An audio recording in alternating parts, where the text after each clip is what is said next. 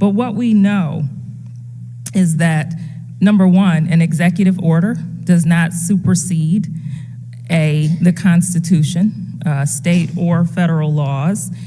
This was a directive that really could infringe upon civil rights laws.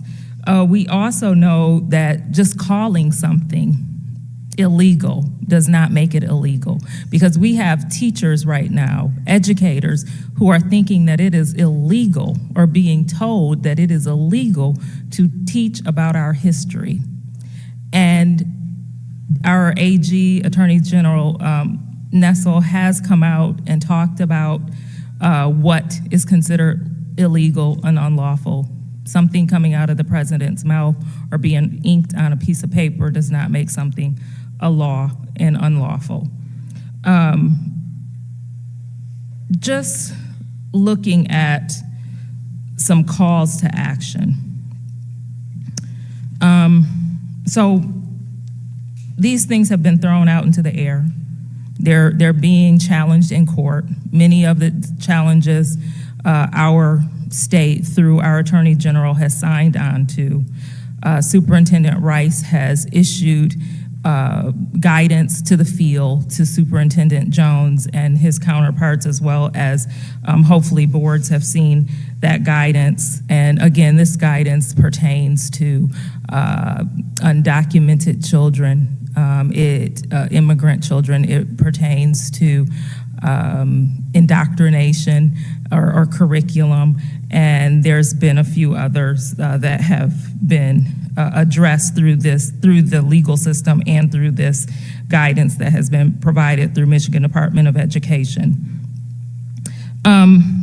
What I've been telling people to do is to get in touch with their boards of education, to get in touch with you all, to come and tell you that they support you in standing firm, standing strong, ensuring that you're seeking legal guidance before taking action to what many of these executive orders that have gone through the judicial system so far. There has been restraining orders, and so they're held up in the court. So not acting fast, but go to get legal counsel. What I've asked on February 3rd, even before this last love letter came out from the U.S. Department of Education, I asked Attorney General Nessel to provide guidance to districts so that districts aren't inadvertently violating current civil rights laws. So we're hearing of people whose contracts are just being stripped from them. And we have to admit that, Superintendent Jones, you'll have counterparts that are loving this moment in history because it's providing them the cover to do something that they've wanted to do. You don't want to do that. We don't want to do that. So there is a pause, time to pause. Make sure that you are getting legal guidance before taking action as a result of these executive orders that, again, do not supersede going through Congress. If that's where they should be going, we're a local control state, so curriculum is, you all are the people who decide what curriculum goes in school. So make sure you all know your authority.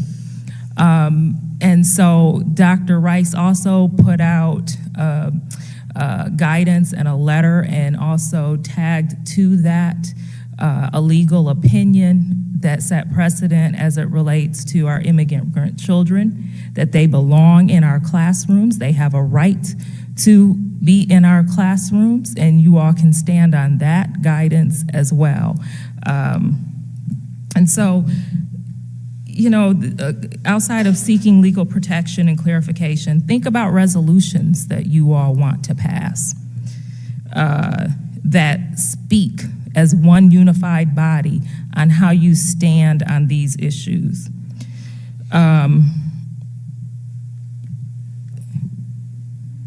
looking at how you're embedding DEI into policies, mobilizing community. This is a time for community to come together like none other.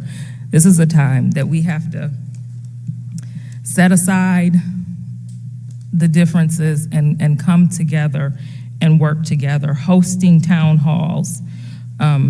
Because one of the things that I'm really emphasizing as a Black woman who understands that I have to play that role at that table is that this purposeful confusion and what I call the intended, unintended consequences is going to impact the dinner tables, the pocketbooks of Black, brown, LGBTQ communities. We're already seeing monies being withheld.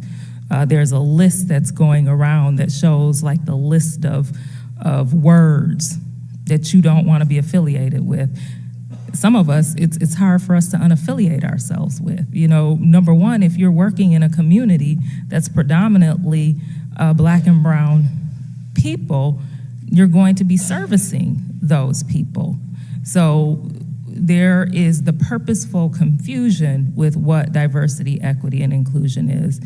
With diversity, equity, and inclusion, especially the inclusivity part, our children who are special education, in special education programming, they're going to get it coming and going. They're going to get it from the defunding of the laws have not changed. Of course.